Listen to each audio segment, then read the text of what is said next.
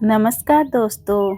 आज के हमारे इस वीडियो में हम आपके लिए दशा माता की, लक्ष्मी जी और कुललक्ष्मी जी की बहुत ही रोचक कहानी लेकर आए हैं। किसी राज्य में एक राजा राज्य करते थे।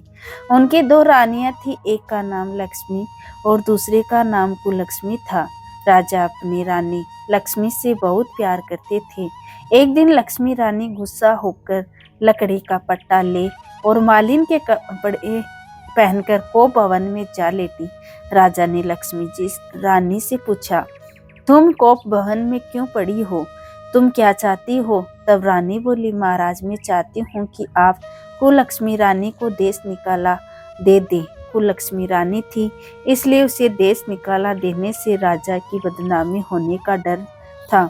इसलिए रानी को पीहर छोड़कर आने की बात सोची गई। राजा ने रानी को लक्ष्मी को एक रथ में सवार कराया और स्वयं घोड़े पर चढ़कर रथ के साथ चलने लगे। एक बीहड़ जंगल में पहुंचकर राजा ने रथ को रुकवाया। पालकी ढोने वाले को वहां से हट जाने को कहा। राजा रानी को उस जंगल में छोड़कर घोड़े पर सवार होकर अपने महल में चले गए। कुललक्ष्मी रानी को राजा के बाट जोतते जोतते सारी रात बीत गई। रानी को प्यास लगी, वह रथ से उतरकर पानी की तलाश में चल दी। रानी ने आसपास पानी खोजा, परंतु उन्हें कहीं जलाशय दिखाई नहीं दिया। तब रानी ने एक सारस के जोड़े को एक तरफ जाते देखा तो रानी कुललक्ष्मी सारस के जोड़े के पीछे चल दी। चलते चलते वह एक नदी के किनारे पहुंच गई। रानी ने उस नदी में स्नान किया और जल पीकर अपनी प्यास बुझाई। उस समय नदी किनारे कुछ अन्य स्त्रियां भी स्नान कर रही थी। स्नान करने के बाद उन स्त्रियों ने दशा माता का डोरा लिया। उनके पास एक डोरा बच गया। उन्होंने रानी को लक्ष्मी से डोरा लेने को अनुरोध किया। रानी डोरा लेकर अपने रथ में आकर बैठ गई। दशा माता ने रानी को देखा तो रानी पर दया आई गई और दशा माता रानी की परीक्षा लेने के लिए एक बूढ़ी माँ का वेश धारण करके उसके पास आई। वह रानी से बोली कि बेटी यहाँ बैठी क्या कर रही हो? रानी ने बूढ़ी माँ से कहा कि माँ पहले तुम बताओ कि तुम कौन हो? तब बूढ़ी माँ ने उत्तर दिया, मैं तुम्हारी मौसी हूँ। तब रानी ने उनके गले लगकर खूब रोई। उसने अपनी विपदा भरी कहानी उन बूढ़ी माँ को बता दी। अंत में रानी ने बूढ़ी माँ से कहा, अब मुझे केवल तुम्हारा ही सहारा है, माँ मेरी रक्षा करो। दशा माता की कृपा से उसी जगह माया का शहर बस गया। रानी के भाई भाभी आदि सारा मायका वहां प्रकट हो गया। रानी ने अपने पीहर के साथ मिलकर 9 दिन दशा माता की कथा कहानियां सुनी और सुनाई।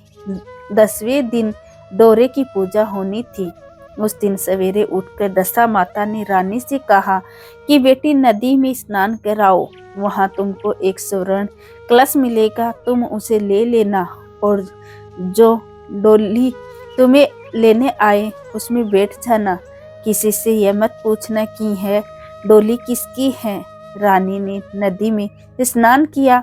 वह स्नान करके बाहर निकल आई तो उसे 2 स्वर्ण के कलश नदी के किनारे रखे मिले। उन्हीं के पास रेशमी वस्त्र रखे थे। उन वस्त्रों को रानी ने पहन लिया।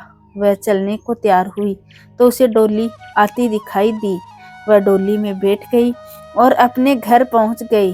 घर पहुंचकर उसने माया के परिवार की सब महिलाएं सहित दशा माता के डोरे की पूजा की, सुहागिनों को भोजन कराया। इसके बाद उसने पारण किया। अब रानी अपने पीहर में आनंद पूर्वक सबके साथ मिलकर रहने लगी। इधर कुछ समय बाद राजा को रानी कुललक्ष्मी का ध्यान आया। राजा ने विचार किया कि जिस दिन से नदी में रानी को जंगल में छोड़कर आया हूँ तब से उनका कोई समाचार नहीं मिला।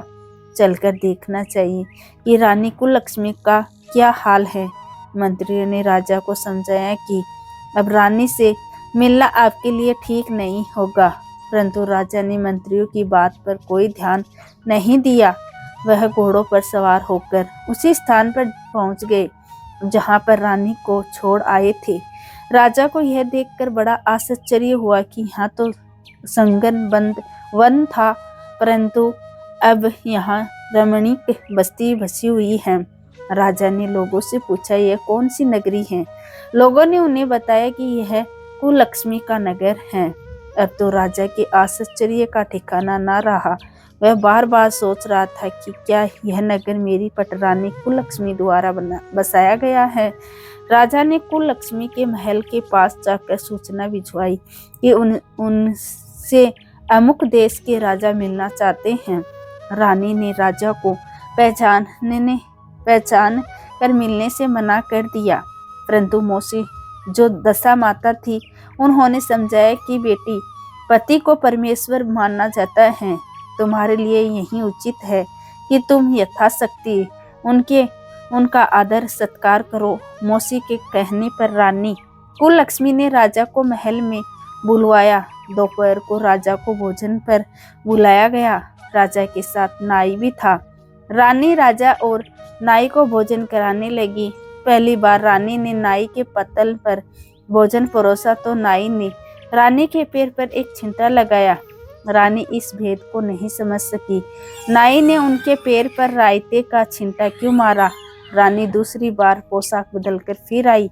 राजा मन में सोचने लगा, यहाँ तो बहुत सी रानियां हैं, सबकी शक्ल एक जैसी है, मैं अपनी रानी को कैसे पहचानूंगा? अपने डेरे में आकर राजा ने नाई से कहा, यहाँ तो कई रानियां हैं, मैं अपनी रानी को कैसे पहचानूं? नाई बड़ा चतुर था। वह बोला, रानी तो एक ही है, परंतु वह पोशाक बदल कर हमारे सामने आ रही है।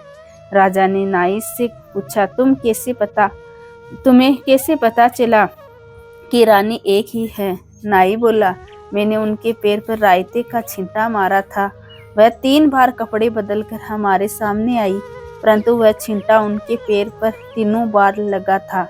अगले दिन रानी ने राजा को अपने महल में बुलवाया। राजा को अपनी मेज पर बिठाकर खाने के लिए पान का बीड़ा दिया। पान खाकर राजा पलंग पर लेट गया और रानी उनके पैर दबाने लगी। राजा ने रानी से अपने किए के लिए क्षमा मांगी और रानी को अपनी राजधानी में चलने को कहा। रानी ने कहा, आप मुझे किस मुँह से चलने के लिए कह रहे हो? आप तो मुझे जंगल में अकेले छोड़कर चले आए थे। आप तो दूसरी रानी के कहने में आकर मेरा परित्याग कर चुके हैं। यह तो मेरी मौसी का किया हुआ है, उन्हीं के कारण ये सब वैभव मुझे प्राप्त हुआ है, वरना आप तो मेरा सर्वनाश कर चुके थे। राजा ने रानी को बहुत समझाया।